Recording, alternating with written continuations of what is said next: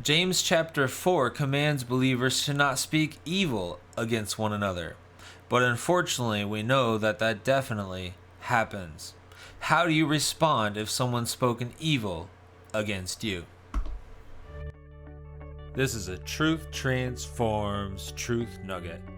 A daily dose of truth for your daily transformation.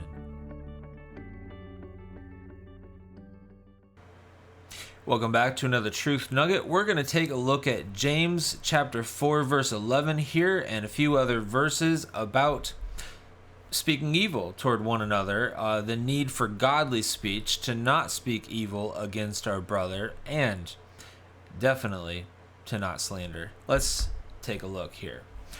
James 4, we're going to go to where I quote Charles Spurgeon on the matter as well. We'll hear what he has to say if someone has slandered you. But we need to start here because it's a clip from a sermon that I preached on James chapter 4. And I was preaching on this right here, verses 11 and 12, where it says, "Do not speak evil against one another, brothers. The one who speaks against a brother or judges his brother speaks evil against the law and judges the law. But if you judge the law, you are not a doer of the law, but a judge. There is only one lawgiver and judge, he who is able to save and to destroy. But who are you to judge your neighbor?" So if there is speaking evil against another brother in Christ, basically what James is saying is you're playing judge. You're the one putting yourself in the seat that God should be in. You clearly are not living the perfect Christian life, and so you should not be judging others unrighteously. Now, there is sin, and we do call out sin, but this is speaking evil against one another. We're just going to follow the cross references and take a look at some examples here. So we've got 2 Corinthians chapter 2, verse 20 and following. Paul writing to the Corinthians, "For I fear that perhaps when I come, I may find you not as I wish, and that you may find me not as you wish, that perhaps there may be quarreling, jealousy, anger, hostility, slander, gossip, conceit, and disorder." And that's the kind of speaking evil that we're seeing here. The evil of quarreling, getting into arguments about every little thing. The evil of jealousy, not thinking the best of other believers, but being jealous of other believers for various things. Anger, that if you're angry with your brother in your heart, if you say "you fool" in your heart, that you've committed murder. Hostility, slander, which is what we're getting to here in a moment. Gossip, conceit, and disorder. All some very evil things that unfortunately Christians do have behaviors of. Also, we see Peter talking about this in 1 Peter chapter 2. "So put away all malice and all deceit and hypocrisy and envy and all slander." So this is a problem Christians need to deal with.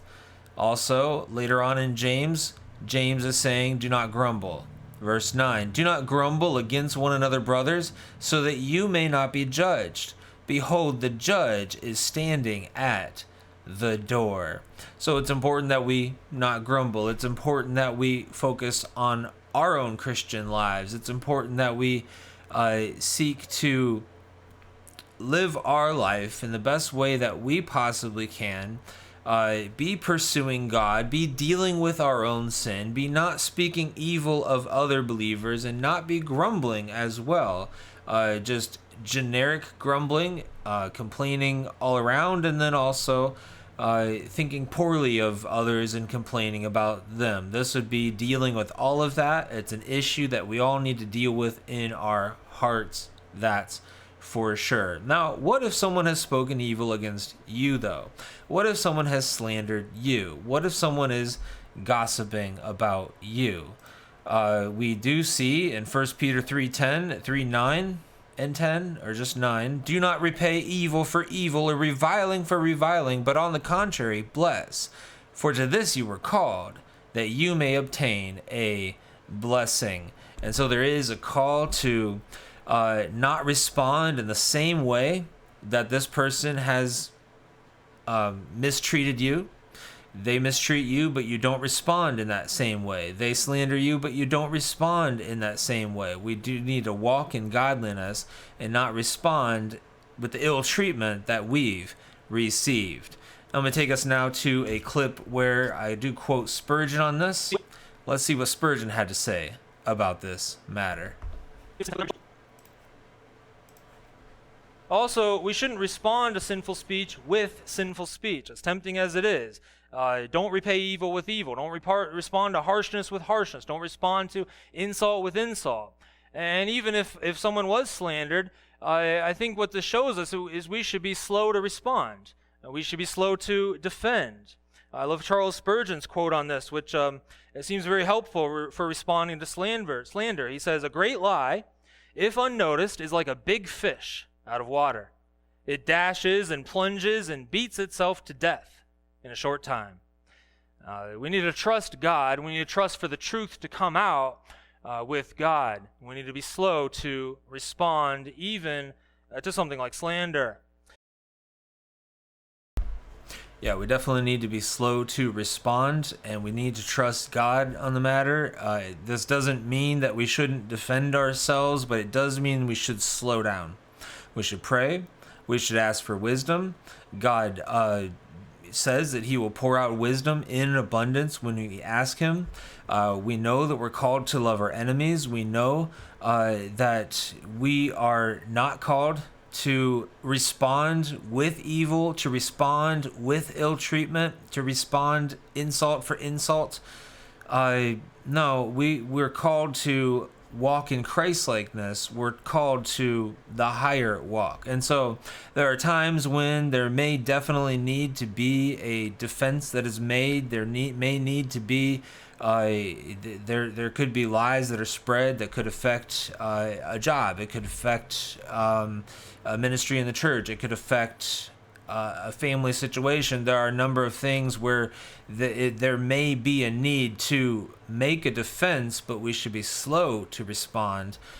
Certainly, there is setting the record straight, but there's we just need to make sure we're not responding evil for evil. That would be the main point here. And so, if you continue to pray and trust God, He might just work that situation out without having to have any kind of defense. And there certainly would be a time for defense, but this is not a cut and dry situation. This is something that should be moved forward with much prayer.